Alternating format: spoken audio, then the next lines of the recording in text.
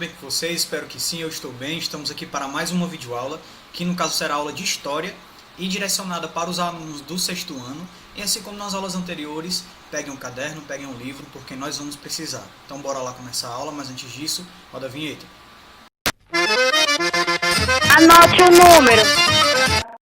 Então galera, hoje a gente está começando mais uma etapa nas nossas atividades acadêmicas, não é isso? A gente está começando hoje o nosso terceiro bimestre, tá? E a partir disso a gente vai dar início também ao módulo 3 do material didático de vocês, certo? Então hoje a gente dá início aí a um módulo 3, que começa a partir do capítulo 7, que vai falar sobre o antigo mundo grego, certo? Então hoje a gente vai começar o capítulo 7 do módulo 3. Então peguem o módulo 3, abram aí no primeiro capítulo, que é o capítulo 7, que fala sobre o antigo mundo grego, tá? O que é que a gente vai procurar entender hoje, né, nessa nossa primeira aula, claro, e nas nossas próximas aulas acerca do capítulo 7. O que é que a gente tem? A gente vai procurar entender aí os aspectos culturais, econômicos, sociais também, né, do antigo mundo grego, tá? A gente vai procurar entender algumas perspectivas acerca da herança aí das sociedades,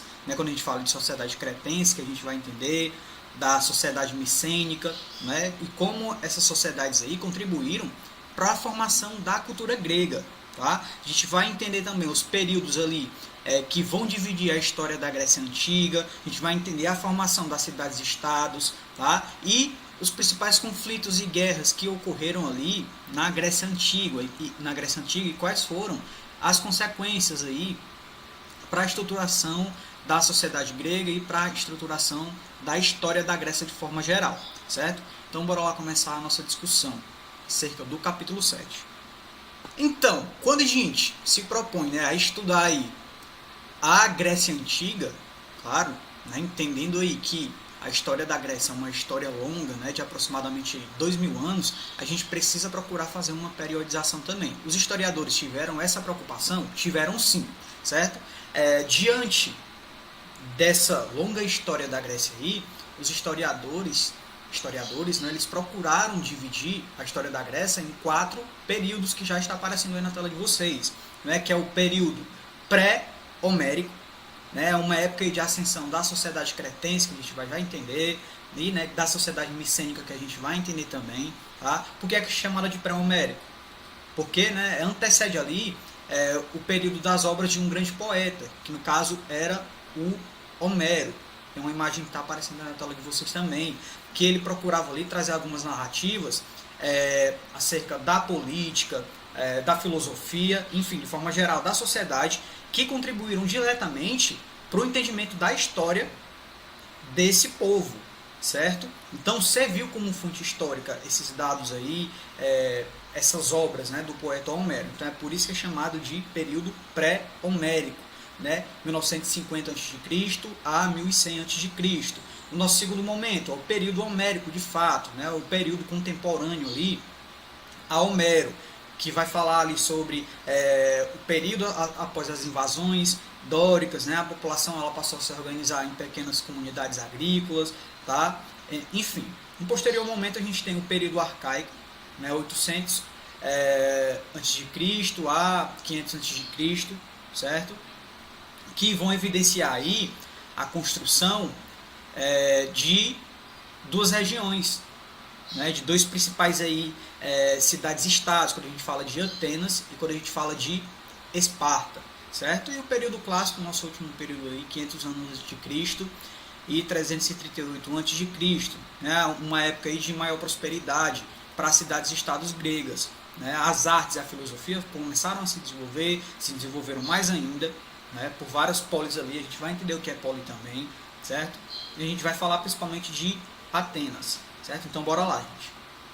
Então, galera, o primeiro povo que a gente vai se preocupar agora em analisar são os cretenses, tá? Os cretenses, o próprio nome já é bem sugestivo aí, eram os indivíduos que moravam em Creta, tá? Quando a gente analisa o mapa, a gente percebe que esses indivíduos, eles estavam inseridos ali na maior ilha do mar Egeu, no caso, tá?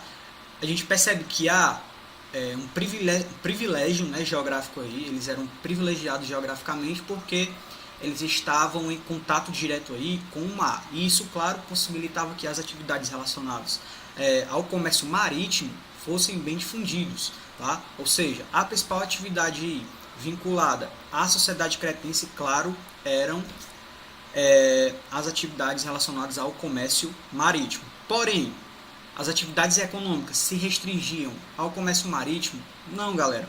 As atividades relacionadas à agropecuária, à caça, à pesca também eram desenvolvidas ali, claro, possibilitavam com que a subsistência do povo de Creta se tornasse uma realidade, certo? Uma outra curiosidade que a gente também precisa analisar aí sobre a população de Creta. A sociedade de Creta ali, ela prosperou principalmente, né? Ela teve um enriquecimento, um desenvolvimento a partir do ano 2000 a.C., certo? Os historiadores observaram, os arqueólogos, né? Observaram que haviam várias cidades que eram organizadas em torno de palácios, né? E eram governadas aí por reis.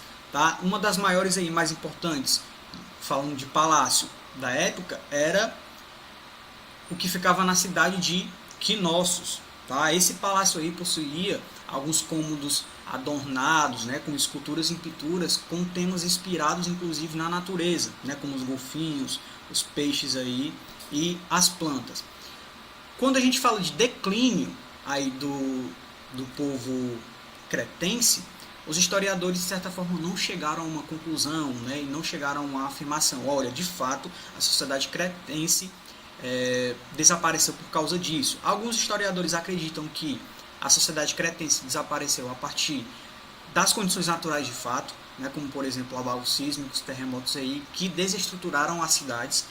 E outros historiadores, né, acreditam que essa sociedade desapareceu a partir de conflitos, de guerras, de invasões sofridas direcionadas por outros povos, né? Ou seja, sofreram muito com as invasões, com as guerras e por isso acabaram aí sendo desestruturadas. Tá? Essa é a teoria mais aceita, porém existem outras teorias aí de historiadores, certo? Um outro povo que também é importante, né, a gente fazer a discussão aqui é o povo aqueu, tá? Quando a gente fala no povo aqueu, a gente precisa assimilar diretamente com o povo que se inseriu ali na região de Creta, certo? Então eles se inseriram ali naquela região de Creta, a partir disso eles começaram a assimilar ali um pouco da cultura cretense, né? A partir das atividades relacionadas à agricultura, a partir do artesanato também, né, a perspectiva política, a cultura de forma geral ali. Eles começaram a assimilar, o povo aqueu assimilou uma parte da cultura ali dos cretenses, e além disso eles começaram a se difundir territorialmente aí a partir da expansão colonial, né? Eles começaram a estruturar colônias aí nesse território, certo? Quando a gente fala da principal cidade, a cidade mais importante aí do povo aqueu era a cidade de Micenas, tá? E é por isso que ao povo aqueu a gente dá o nome de micênicos, certo? Os micênicos aí eram o povo aqueu e tem esse nome por causa da principal cidade que era Micenas, tá? Assim como os aqueus, claro, a gente sabe que os micenas aí eles assimilaram parte da cultura dos povos anteriores, eles também tinham algumas características parecidas, claro, a partir dessa assimilação, tá? Então eles também tinham grandes templos aí, grandes palácios, né? Estruturaram uma nova forma aí de construírem as cidades, tá? Então houve, claro, uma assimilação da cultura, porém eles começaram a se diferenciar, claro, trazendo a sua própria cultura para aquele território ali, certo? No contexto social aí, né, da sociedade micênica, a gente percebe que os homens eles tinham uma maior importância, né, comparado aí às mulheres, tá? Eles tinham essa importância, claro, por causa aí das suas características militares, né? Eram os homens que se direcionavam às guerras ali, e por ser também uma sociedade que estava diretamente envolvida aí aos conflitos, estava diretamente envolvida nos conflitos e nas guerras aí por território, é claro que a partir disso, né, nesse entendimento aí, os homens eles apareceram aí como figuras mais importantes, tá? Ou seja, as mulheres aí, elas tinham uma menor importância no contexto social, tá? A religião desses indivíduos aí, eles eram politeístas, acreditavam em vários deuses, e os deuses cultuados pela população eram deuses masculinos, certo? Então, a mulher, no contexto social aí, tinha menos importância, certo? Quando a gente está analisando aqui os nossos assuntos históricos, a gente percebe que as sociedades, elas não são entendidas somente com as características atuais, né? A gente sabe que as sociedades, elas passam por uma construção, ou seja, vão assimilando aí estruturas, vão assimilando características aí a partir da sua existência, a partir da sua história, tá? E com a sociedade da Grécia Antiga, galera, isso não foi diferente, tá? O que é que a gente tem ali no período homérico? Tá? No período homérico ali, o período posterior, claro, ao período pré-homérico, a sociedade da Grécia de forma geral, ela começou a mudar suas características. Tá? No primeiro momento aí, a estrutura política era bem estruturada, bem organizada, né? Tinha de certa forma aí uma complexidade maior, e a partir do período homérico aí, essas características elas começaram a mudar. As sociedades, elas começaram a se descomplexar, né? Deixaram de ser muito complexas, principalmente na perspectiva política, e foram se tornando aí contextos menores, se tornando aí cidades menores, tá? A partir disso, a gente teve a criação de pequenas cidades, de pequenos polos aí, de indivíduos que desenvolviam as suas características particulares, a sua política de forma particular, a sua vivência aí de forma particular, de forma independente, né? As suas características relacionadas à subsistência, suas atividades econômicas, políticas e culturais eram desenvolvidas internamente, tá? Ou seja, a gente não tem uma estruturação de um complexo contexto político de forma geral na Grécia. Isso virou o contexto político de pequenas cidades mesmo, tá? Essas cidades aí eram chamadas de genos, tá? Que tinham ali as suas características particulares, né? Um geno estava em um determinado território, o outro geno, tá? Eram de certa forma independentes um do outro, tá? A partir de um posterior momento isso começou a mudar também, certo? Esses genos, eles começaram a entrar em conflitos, ou seja, queriam aí a escassez de alimento estava acontecendo em um geno, olha, a gente precisa ir buscar alimento em outra cidade, né, em outro povo, em outro geno ali. Então eles começaram a entrar em conflitos, e a assimilação de territórios começou a acontecer. Um geno começava a incorporar um determinado território de outro geno, tá certo? Ou seja, a incorporação territorial aí começou de fato a acontecer, e a complexidade política, cultural e econômica começou a voltar no contexto das cidades da Grécia, né? Ali das regiões da Grécia Antiga, certo? Então, a esse contexto, né, a estruturação dessas novas cidades que se tornaram maiores, mais complexas politicamente, economicamente, né, socialmente, e começaram a originar, claro, cidades-estados de fato, certo? Com a autonomia própria, né? Com o território ali delimitado, com a política própria, religião, enfim, a esses territórios começaram, né, a ser chamados de polis, tá? Ou seja, os genos, cidades pequenas, territórios pequenos, começaram aí a se tornar grandes polis, tá? Que eram as cidades-estados ali no contexto da Grécia Antiga, certo? E quando a gente fala em polis, né, nas grandes polis aí no contexto da Grécia, a gente não pode deixar de citar Atenas e Esparta, certo? Hoje aqui a gente vai discutir de forma mais específica Atenas, tá? A gente vai deixar Esparta aí para a próxima aula, certo? O que é que a gente tem em relação a Atenas, galera? A principal atividade econômica, né? As atividades econômicas giravam em torno aí principalmente do quê? Das atividades relacionadas ao comércio marítimo de fato, tá? Existia um privilégio geográfico aí em volta do contexto de Atenas, certo? Então, ao longo da sua história, a gente percebe que ela se estruturou aí como uma das principais cidades-estados da Grécia Antiga, certo? Então, o que é que a gente tem? A gente percebe, inclusive, que essa cidade, né, que esse povo aí é conhecido como a região que foi o berço da democracia, né? O berço também da filosofia grega, tá certo? Então a gente vai entender algumas características agora.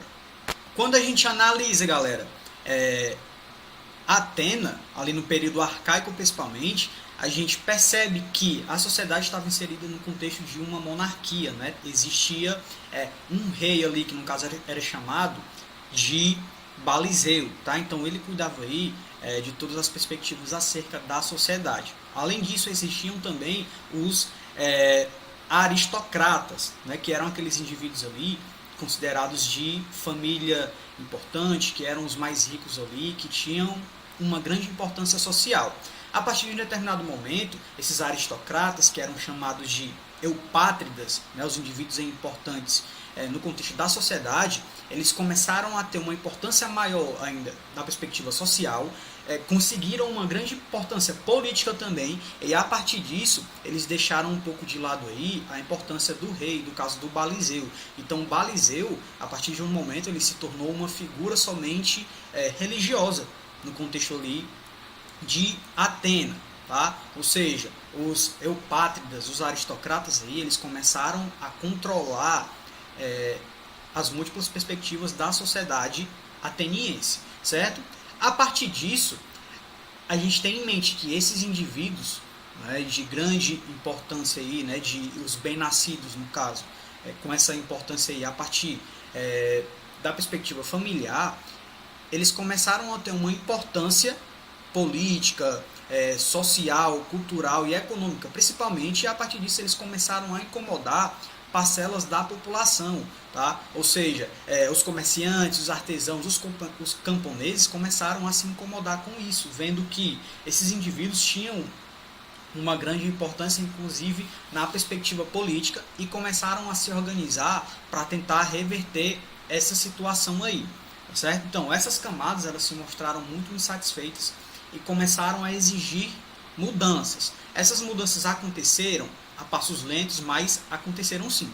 A partir disso, dessa comoção social aí, né, dessas manifestações aí sociais, os eupátridas eles começaram a tentar elaborar medidas aí para fazer com que a população procurasse se acalmar.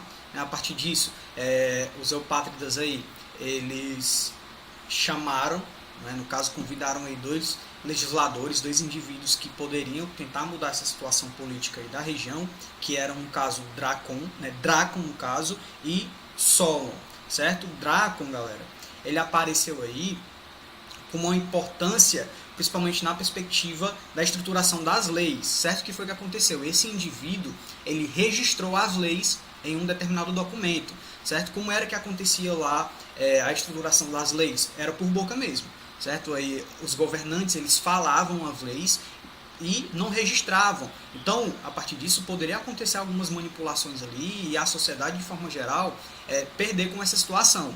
Então, Drácon, aí, no caso, ele estruturou essas leis, né, registrando-as, né, em documentos. A partir disso aí, a sociedade poderia ter um meio ali, né, de se orientar na perspectiva das leis, e as manipulações aí por parte dos eupátridas poderiam diminuir.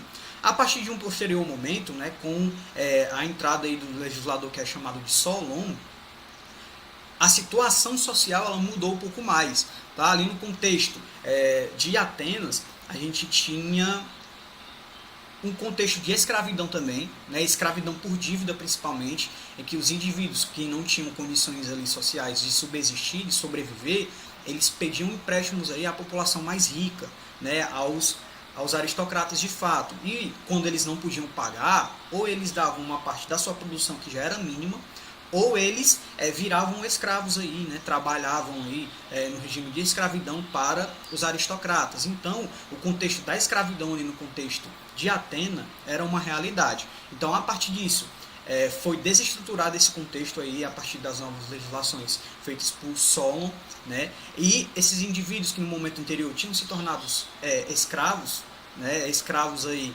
por dívida, eles foram libertos, né, e puderam reestruturar aí as suas vidas, né, e enfim, certo? Em um outro momento, a gente teve uma outra reforma, tá, que foi muito importante, inclusive, para as sociedades do mundo de forma geral, certo? O que é que a gente tem? A gente teve o aparecimento de um outro indivíduo que é chamado de Clístenes, certo? Esse indivíduo ele procurou reestruturar os órgãos públicos, procurou reestruturar a forma como a política era organizada e o que foi que aconteceu? Ele estruturou de uma forma em que os cidadãos, de forma geral, né, da sociedade ateniense, pudesse votar, pudesse ter direito ao voto, né, pudesse se inserir diretamente aí na perspectiva política da sua cidade, certo? Então os historiadores acreditam, né, que aí está o cerne da democracia, né? A partir disso a democracia de fato foi criada, dá o direito aos cidadãos de fazer as suas escolhas aí políticas para trazer um melhor contexto social aí para a sua cidade, certo? Então aí a gente tem um início da democracia ateniense, tá certo? Então alguns órgãos inclusive foram criados aí, como a Assembleia do Povo, né, em que o povo ele tinha o direito ali, né, que os cidadãos no caso, eles tinham o direito de votar sobre um determinado assunto aí, por exemplo, vamos entrar em uma guerra, os cidadãos eles tinham o direito de votar,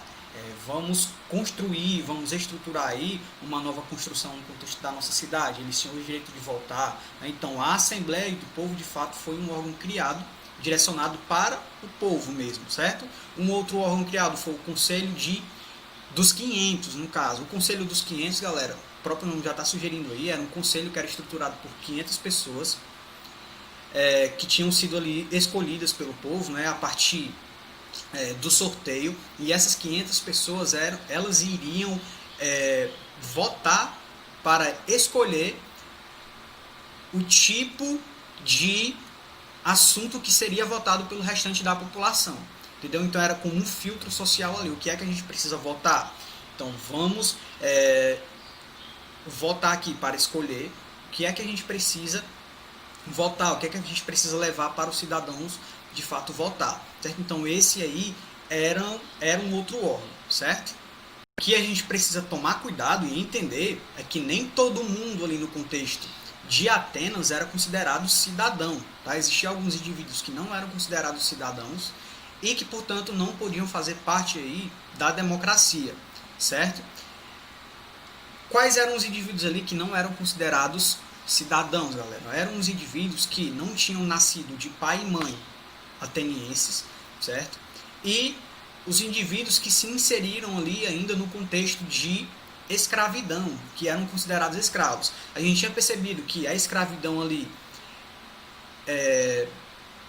por dívida tinha terminado, porém existiam ainda alguns contextos ainda em que algumas pessoas eram consideradas escravos, certo? Então esses indivíduos eles não tinham o direito de votar, eles não tinham o direito à democracia, porque não eram considerados cidadãos, certo? Então isso daí é uma coisa que a gente precisa tomar cuidado. Falar que no contexto de Atenas todos os cidadãos tinham o direito de votar não é a mesma coisa que dizer todo o povo de Atenas tinha o direito de votar, certo? Até porque alguns indivíduos não eram considerados cidadãos, certo?